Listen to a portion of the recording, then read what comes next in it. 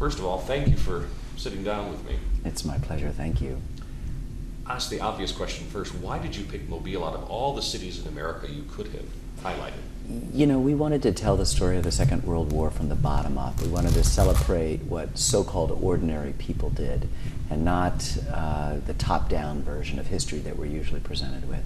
We wanted to find some regional variation, and we had read a memoir of a man named Eugene Sledge called With the Old Breed. Now, when we made our Civil War series, everybody wrote a memoir, kept a journal or a diary, and sent letters home telling exactly what they felt and what they did. But there was such censorship in the Second World War that you were actually forbidden. It was against regulations to keep a journal or a diary. Any references to specific places in letters were censored out. And so those few people who did keep journals surreptitiously and against regulations, as Eugene Sledge did, are our only direct link to this. And he would write his notes in the pages of a New Testament. And it was the most honest, direct, brutally honest, direct memoir I've ever read. And we got to Mobile at the time he passed away.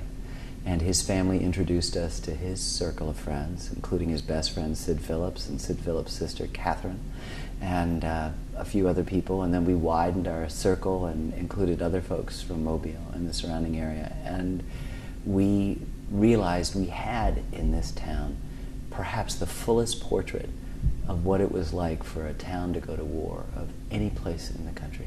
Because unlike the Iraq War now, where it's hitting some isolated families, it seems that World War II affected everyone everywhere. We say this in the opening of the film, that the war touched every family on every street in every town in America. Now we have a separate military class that suffers its losses apart and alone from the rest of us. And the sense of shared sacrifice that World War II reminds us about just doesn't happen today.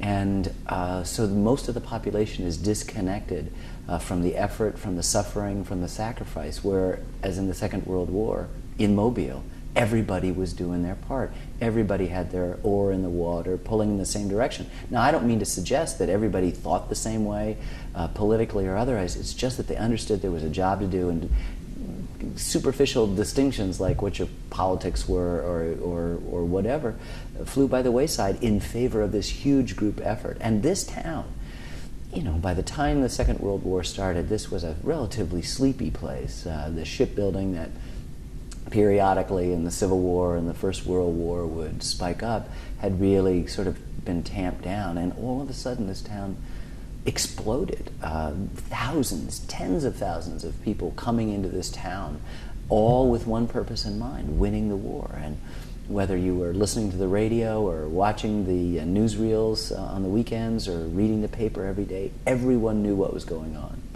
Today, we're disconnected from that news, and I think we feel, you know, we all like to be independent free agents. We don't want to give up anything, and of course the hallmark of the Second World War was shared sacrifice. And yet I think we yearn for community, and I think the great lesson that the people of Mobile in the Second World War taught me, is how much working together means for a sense of national cohesion. Getting back to a lot of these wonderful, sometimes wonderful, but vivid memories are disappearing day by day. We made a film on the Civil War that came out in 1990, and after that we just vowed we weren't going to do war again. It had been so emotionally wrenching for us to get down into the nitty-gritty of it. The Civil War soldiers, after they'd been in combat, said they'd seen the elephant, which is the most exotic thing I think they could think of. And we felt that in some ways we too had seen the elephant and didn't want to go there again. But when I learned that 1,000 veterans are dying each day in our country, it created this urgency to do this film. We couldn't have done it 10 or 15 years ago. They weren't talking. This unusually reticent generation just didn't want to put the spotlight on themselves. And in 5 years it will be impossible to do this. And so what we found is that could we coax out of folks a willingness to speak? And as they reach the end of their lives, they begin to see that their memories are hugely important, not just to them, but to the rest of us. We have to know what went on, because very shortly they'll be gone. And the Second World War will slip into the province of historians. It'll all be abstracted, no matter how good they are. We won't be able to find a direct testimony of somebody saying, I picked up my gun, I took aim of the wind, and I shot him. And as brutal and as shocking as that may be, we need to hear that before they go away, and it's going to be very helpful for their veterans to tell those stories.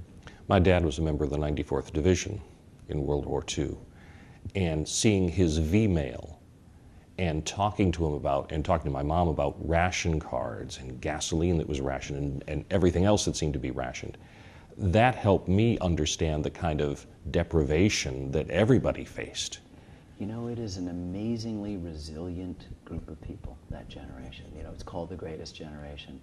But they had suffered through the Depression. They knew how to do without because it was forced on them. And then all of a sudden, just as they were emerging from the Depression, this worldwide cataclysm took over, and the same thing had to happen. You know, they made 3+ million cars in 1941, and then something like 35 after that until the end of the war. Everything went over to the war effort. And we just stand in awe. You know, we're so soft now. We don't want to do without anything. We, you know, we drive in our cars alone. We watch TV alone. Everybody did stuff together back then. And I just think it's a lesson that it just resonates with us today. And you're not making a political statement by making this. This film does not have a political bone in its body. We don't have an axe to grind. What it does is it shows you what war is really like. And I think what happens is human beings everywhere forget. They forget the cost of war. And I think that if we as a democratic people are going to be involved in the decisions that our leaders make, we got to remember to know what it's like. Now, that's not why we made the film. We made the film to bear witness and honor the experiences of these people before they pass away. But I'm not unmindful of the fact that once you get into the interior of what war's like, it has an effect. People will ask questions, and that's always a good thing. You know, there's something about human beings, they get excited about war and forget what the cost is. I remember at the Civil War, the folks from Washington, D.C. rode out in their carriages with picnic baskets. They were going to watch the war. Right, it was a spectacle. It was a spectacle, and they went back with their tails between their legs. They'd seen their sons and their fathers, you know, gut shot and lying on the field, and all of a sudden, oh yes, the thing that human beings have known since the beginning of human time, that wars are horrible, horrible things. And even the Second World War, what do? We call it the good war.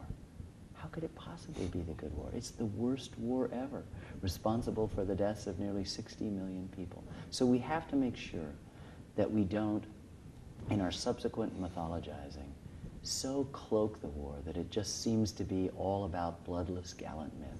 And what I think the great benefit of the testimony that comes out in this film, particularly from those from Mobile, is that they tell you what the reality of war is like, and none of them romanticize it. None of them romanticize it. So this isn't a sanitized version of World War II.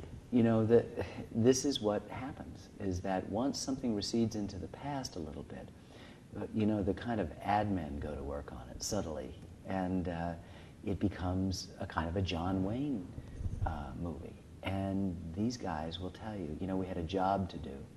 They were the aggressors. We had to get that job done. And they just, you know, did their job. They came back and internalized a lot of this stuff. And then they realized they had experiences common to all soldiers in all wars. You could go back to the Greek Peloponnesian Wars, and they tell you these essential truths. I was scared. I was bored. I was hot. I was cold. I don't think my officers knew what they were doing. They didn't get the right equipment. I saw bad things. I did bad things. I lost good friends. This is what happens, common to all war. And as we gently and with patience and I hope loving care to these people began to ask them and probe, they would begin to answer a question that I don't think they realized where they would be emotionally when they got to the end of it. And often when we were changing reels of film, a wife or a son would say, "Pop, you never told us that before." You know, something like the Battle of the Bulge has existed as a kind of superficial story. Oh, we took over a French farmhouse, they had a wine cellar, we all got drunk, ha ha ha.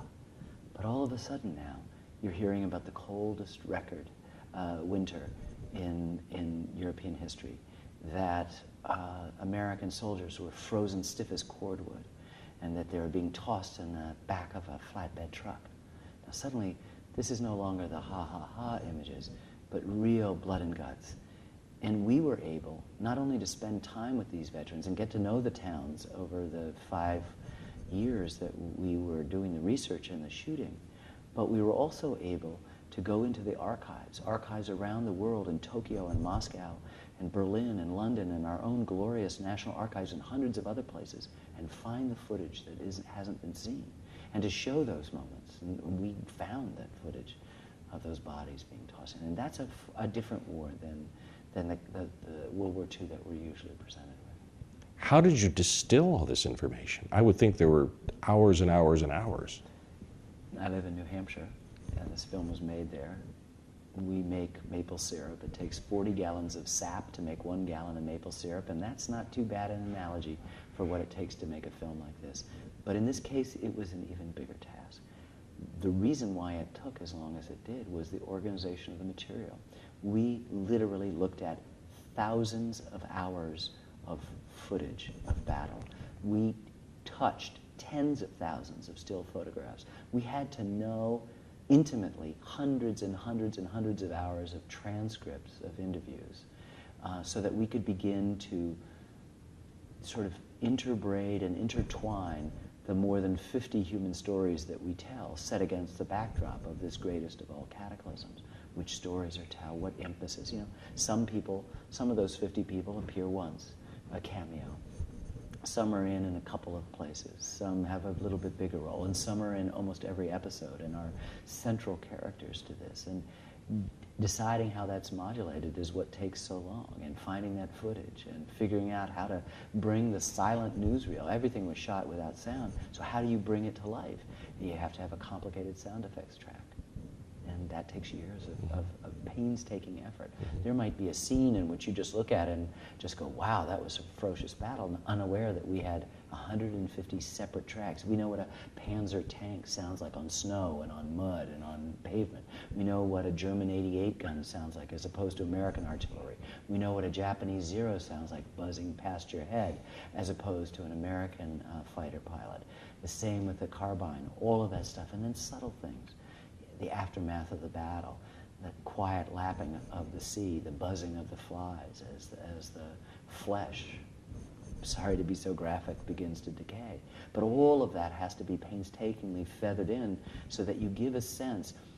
Faulkner, the great writer, said, history is not was, but is. So if those few moments that you feel that the war is happening now, it's a combination of the footage, the still photographs, the commentary of our people, the music, the sound effects, all of those things working together. And of course, that takes an enormous amount of time and patience. Ken Burns, thank you. It's my pleasure. Thank you so much.